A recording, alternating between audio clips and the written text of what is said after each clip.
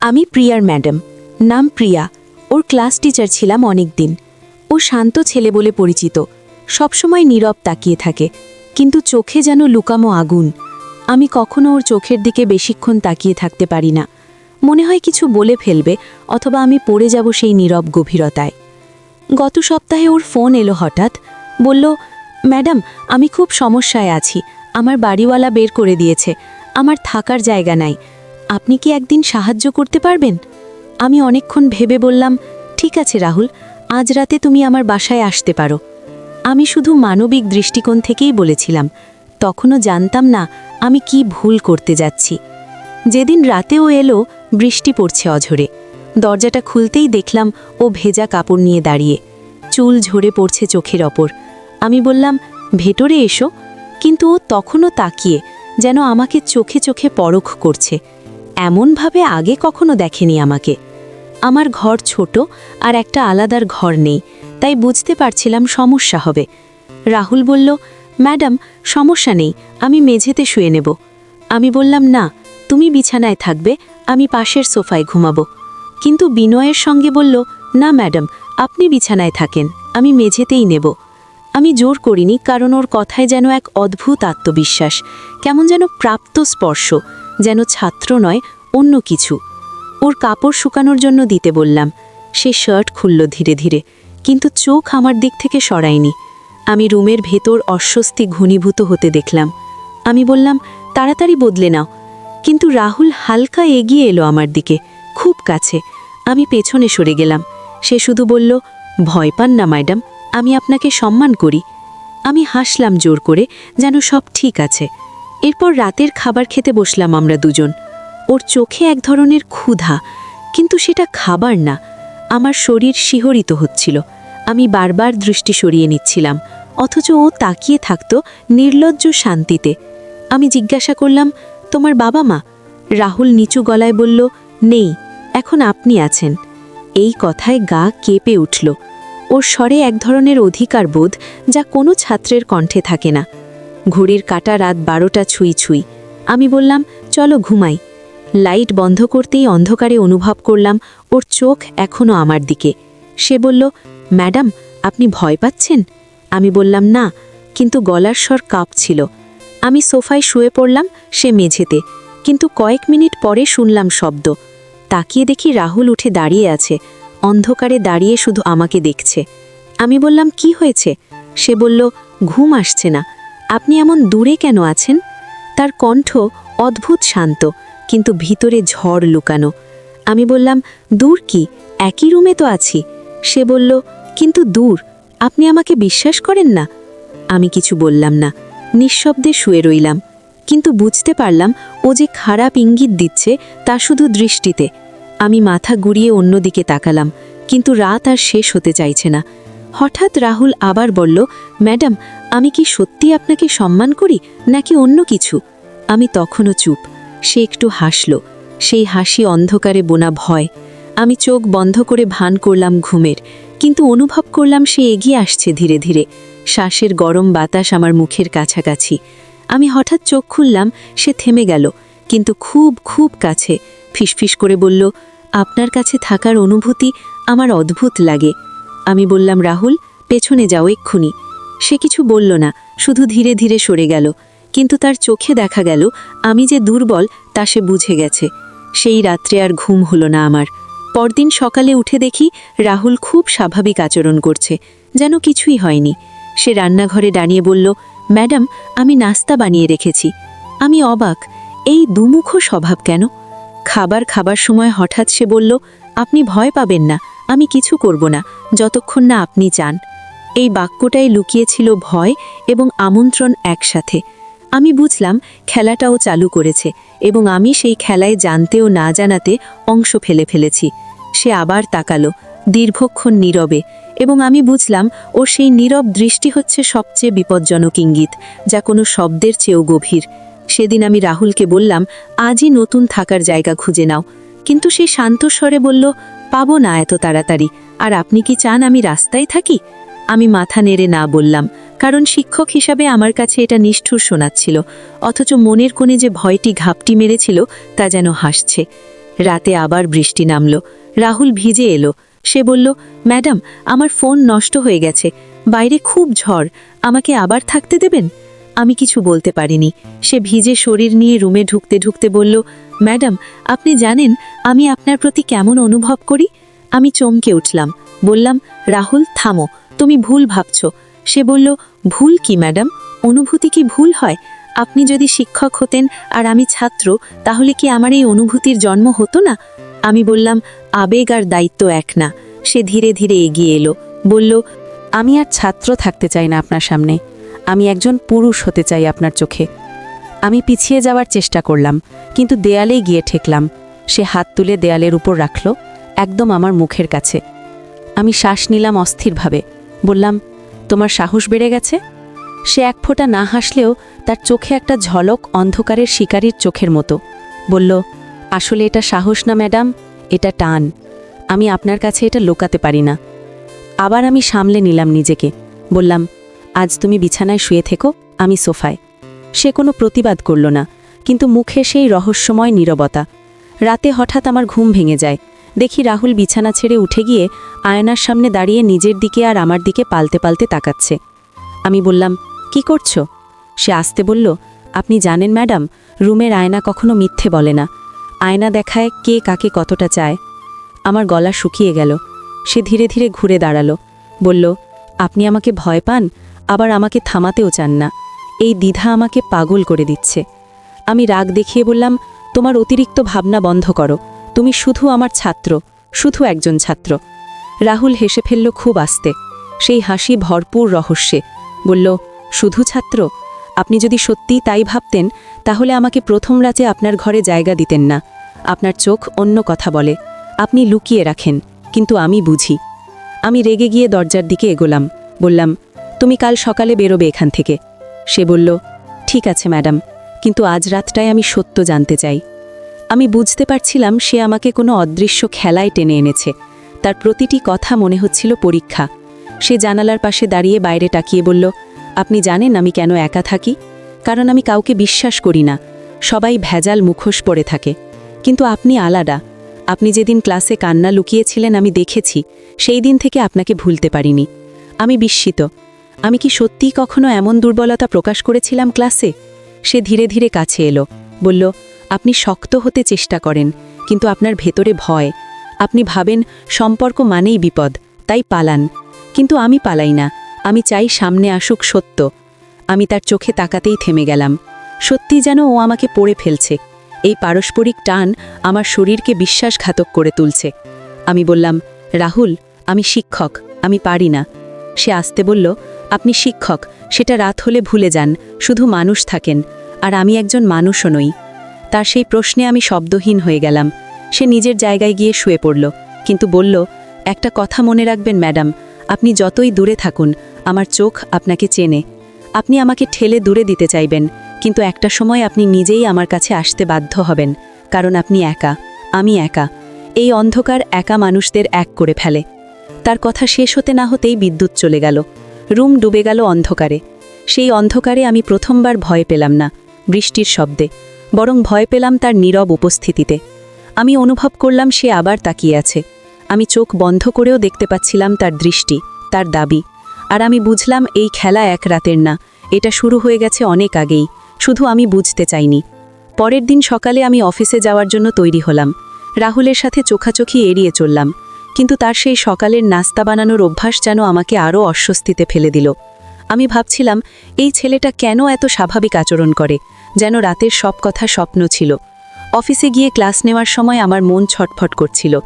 অন্য ছাত্রদের দেখে মনে হচ্ছিল রাহুলের মতো কেউ যেন আর নেই। তার সেই গভীরতা সবাইকে ছাড়িয়ে যায়। আমি চেষ্টা করলাম ফোকাস করতে, কিন্তু তার কথাগুলো বারবার মনে পড়ছিল। সহকর্মীদের সাথে কথা বলে মন ভোলানোর চেষ্টা করলাম, কিন্তু কিছুতেই শান্তি পেলাম না। পরের দিন সকালে অফিসে গেলাম একটা কঠিন সিদ্ধান্ত নিয়ে। আমি ভেবেছি রাহুলের সাথে আর কোনো সম্পর্ক রাখব না। শিক্ষক হিসাবে দায়িত্ব এখানেই শেষ। আমি তাকে বলবো আজ রাতেই চলে যাবে। কিন্তু অফিসে গিয়ে দেখি আমার মন কিছুতেই স্থির হচ্ছে না। ক্লাস নেওয়ার সময় বারবার রাহুলের সেই দৃষ্টি, সেই কথাগুলো মাথায় বাজছে। ক্লাস শেষে আমি এক সহকর্মীকে বললাম, আজ রাতে আমার সাথে থাকো। সে ব্যাপারটা এড়িয়ে গেল, বলল কাল দেখা হবে। আমি আবার একা হয়ে গেলাম। বাসায় ফিরে দরজা খুলতেই দেখি রাহুল রান্না করছে। খুব স্বাভাবিক আচরণ, যেন কিছুই হয়নি। বলল, ম্যাডাম, আপনি ক্লান্ত দেখাচ্ছেন, আমি আপনাকে ডিনার সার্ভ করে দেই। আমি রাগ নিয়ে বললাম, রাহুল, আজ তুমি নতুন বাসা খুঁজে নেবে। সে থেমে গিয়ে খুব শান্ত গলায় বলল, আচ্ছা, কিন্তু আপনার ভয় পাচ্ছেন দেখে খারাপ লাগছে। ভয় পেলে মানুষ দূরে সরে যায় না, বরং আরও কাছে টানে। আপনি দূরে সরেন না, শুধু অভিনয় করেন। আমি তীব্র স্বরে বললাম, তুমি আমার জীবন নিয়ে নিজের মতো ব্যাখ্যা দেবে না। সে হাসি চাপা দিল, সূক্ষ্ম একটা হাসি। বলল, আপনার জীবন আপনি বুঝতেও পারেন, নিজের ভিতরের মানুষটা কতটা লোকানো আপনি জানেন না ম্যাম। আমি বুঝি ম্যাম, আপনি অনুভূতি থেকে পালান, কারণ আবেগ আপনাকে হার মানিয়ে দেয়, আর আপনি হারতে ভয় পান। আমি মাথা ঘুরিয়ে অন্যদিকে তাকালাম। সে আবার বলল, আজ রাতে আমি আর কিছু বলবো না, আপনি শুধু সত্যটা ভাববেন। সত্যি আপনি আমাকে শুধু ছাত্র ভাবেন? যদি তাই হয় তাহলে এই রাতের পর আমায় থামিয়ে দেবেন, কিন্তু কিছু বলবেন না আমাকে, আমি নিজের মতোই চলে যাব। আমি নীরব, কিন্তু ভিতরে অস্থিরতা বাড়ছে। রাতে আমরা নীরবেই খাবার খেলাম, তারপর লাইট বন্ধ হলো। ঘরের মধ্যে শুধু আমাদের নিঃশ্বাস। আমি ঘুমানোর ভান করছিলাম। হঠাৎ শুনলাম সে উঠে দাঁড়ালো, বিছানার পাশে আসলো। খুব কাছে দাঁড়িয়ে আছে, কিন্তু হাত বাড়ায়নি, যেন থেমে গেছে কোনো অদৃষ্ট সীমারেখায়। আমি চোখ খোলার ভয় পাচ্ছিলাম। সে ধীরে ধীরে বলল, আপনি কি সত্যি চান আমি চলে যাই? যদি চান বলুন, আমি যাব, কিন্তু যদি খানিকটা হলেও চান আমি থাকি, তাহলে আজ কিছু বলবেন না। আমি শ্বাস আটকে ফেললাম। আমি বুঝলাম এটা পরীক্ষা, প্রত্যাখ্যান না হলে সে চলবে আরও এক ধাপ। কিন্তু আমি কথা বললাম না। নীরবতা আমার মুখ দখল করে নিল। রাহুল দাঁড়িয়ে রইল অন্ধকারে, তার চোখ যেন জ্বলছে। শেষে সে ধীরে ধীরে আবার গিয়ে শুয়ে পড়ল, কিন্তু শোয়ার আগে সেই ভয়ঙ্কর শান্ত কণ্ঠে বলল, আপনি কিছু বলেননি, মানে আপনি আমাকে থামাতে চাননি। আমি পাথর হয়ে শুয়ে রইলাম। সকালে চোখ খুলেই দেখলাম রাহুল চায়ের কাপ হাতে দাঁড়িয়ে, খুব স্বাভাবিক। সে বলল, রাতে ঘুমালেন? আমি কষ্টের হাসি দিলাম, বললাম, তুমি আজ সন্ধ্যায় বাসা খুঁজে নেবে।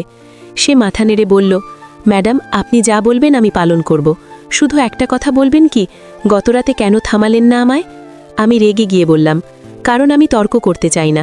সে কাছে এসে বলল, আপনি তর্ক থেকে পালান না ম্যাম, আবেগ থেকে পালান। আপনার চোখে আমি কি দেখি জানেন? একাকিত্ব। আপনি রাত নামলে ভেঙে পড়েন, আর আমি সেই ভাঙা জায়গাটা দেখেছি। শিক্ষক হওয়া যতটা শক্তির, তার থেকেও বেশি ভেঙে পড়ার, সেটা আপনি লোকান।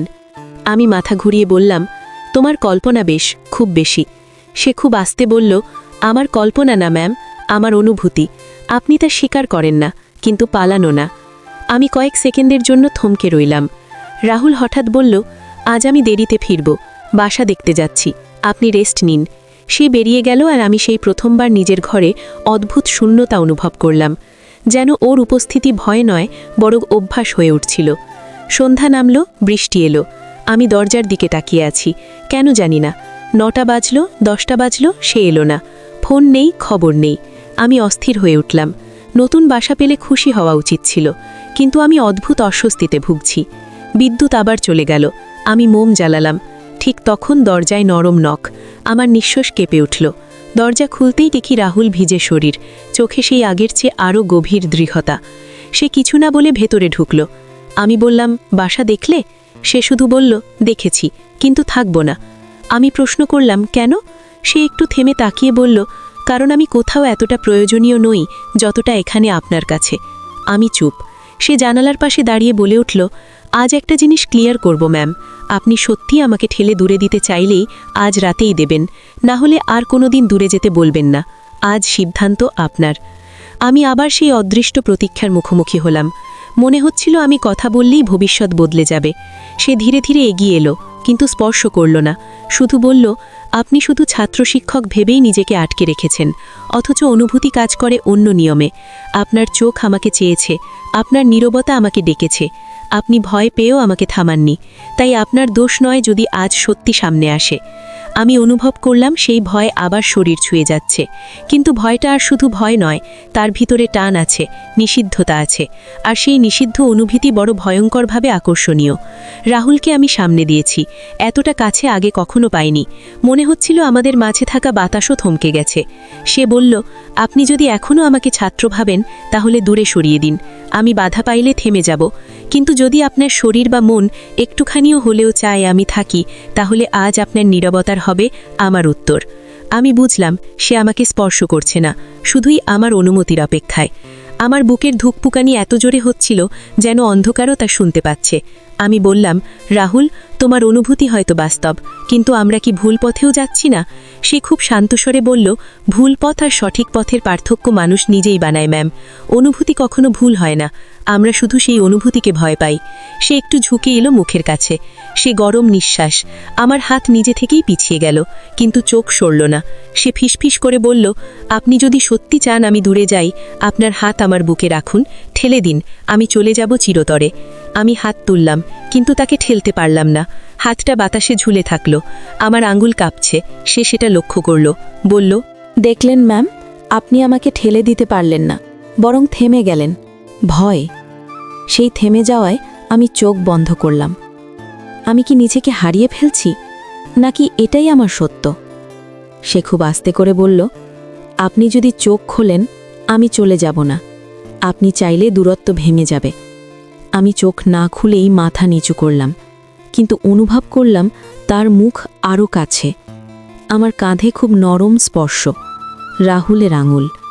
কিন্তু সে থেমে গেল, যেন আমার শরীরের অনুমতির শব্দ শোনার অপেক্ষায়। সে বলল, আমি আপনাকে ছুঁতে আসিনি জোরে, আমি এসেছি কারণ আপনার নীরবতা আমাকে ডেকেছে, আপনার একাকিত্ব আমাকে আশ্রয় দিয়েছে। আপনি ভাবেন আমি আপনাকে পড়ছি, কিন্তু সত্যি হচ্ছে আপনি নিজেকেই আমার সামনে উন্মোচন করেছেন। আমার শ্বাস কেঁপে উঠল। রাহুল বলল, ম্যাম, আমার দিকে তাকান, শুধু একবার। আমি ধীরে ধীরে চোখ খুললাম। আমাদের মাঝে কিচ্ছু নেই, তার চোখে এক ধরনের সত্যতা। আমি বললাম, রাহুল প্লিজ। সে বলল, বলুন না আপনি কি চান, পালাবেন নাকি থাকবেন? আমি এক পা পিছে আসবো কিনা খুঁজছিলাম, কিন্তু সেই পিছনটুকুতেই তার হাত বাতাসে আমার হাতের কাছে এসে থেমে গেল। স্পর্শ নয়, শুধু উপস্থিতি। সে বলল, আপনি অনুমতি না দিলে আমি আপনাকে ছুঁবো না, কিন্তু আপনি এভাবে দাঁড়িয়ে থাকলে আমি বুঝব আপনি চান আমি দূরে না যাই। আমি ভেঙে ফেললাম নীরবতা, কিন্তু শব্দ বেরোলো খুব দুর্বল। ভয় লাগে। সে এক পা এগিয়ে বলল, ভয়টি যদি আমায় হারানোর হয় তাহলে ভয়কে পাশে বসিয়ে দিন ম্যাম। আমি আর এক পা পেছালাম, আর সে বলল, পালিয়ে লাভ নেই, আপনি যতই দূরে যান আমি আপনার শ্বাসে থেকে যাব। আপনি প্রাপ্তবয়স্ক, আমিও। আমরা দুজনেই জানি এই টানটা শুধু আকর্ষণ নয়, এটা শিকার, আমাদের নীরব আকর্ষণের। হঠাৎ বিদ্যুৎ আবার চলে গেল, অন্ধকার আরও ঘন।